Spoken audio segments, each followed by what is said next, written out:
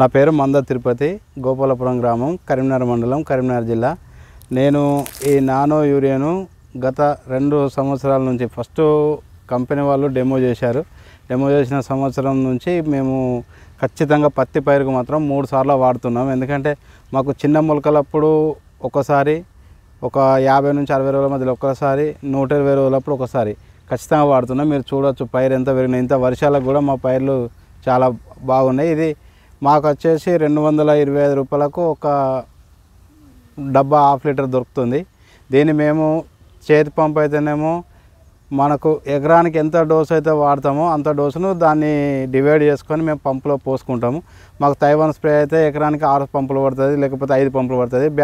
Battery spray అయితే మాకు ఎకరాకు 8 నుంచి 10 పంపులు కొడతాం. కాబట్టి దాన్ని మేము విభజించుకొని ఒక బకెట్ల నీళ్ళలా కలుపుకొని పంపుకో లోటుడు పోసుకొని కొడుతున్నాం.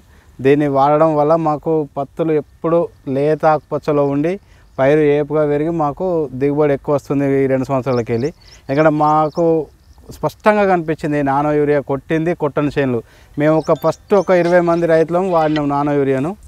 తర్వాత ఈ సంవత్సరం అయితే మొత్తం మంది రైతులు, ప్రతి రైతు మాకు కంపెనీ వాళ్ళు అవేర్నెస్ ప్రోగ్రాంలు పెట్టి సీజన్ ముందు జూన్లో మాకు మీటింగ్ పెట్టి మాకు దీని మీద బాగా ఎక్స్ప్లెయిన్ చేసి ఇంకసారి నానో యూరియా ప్లస్ అని వస్తుందని చెప్పి ఇంట్రడ్యూస్ చేసి మాకు ఇంకా కొట్టించుకుంటూ వాళ్ళ సహకారంతో ఎట్లా వాడాలో దీన్ని అనేది వాళ్ళు మాకు విశ్లేషించి చెప్తారు. కాబట్టి రైతు అనేది ఇబ్బడి కాకుండా వాళ్ళు చెప్పిన ప్రకారం వాడుకున్న రైతులకు ఎలాంటి పురుగు మందులైనా కలుస్తుంది మాకు ఇది.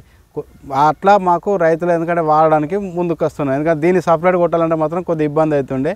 మేము ఖచ్చితంగా పురుగు మందులు, ఎందుకంటే మనకు కాన్ఫిడర్ కానీ లేకపోతే ఉలాల కానీ వాస్పేట్ కానీ అట్లాంటి మందులలో రసం పీల్చే పురుగుల మందులతోటి మేము దీన్ని కలిపి కొడుతున్నాం.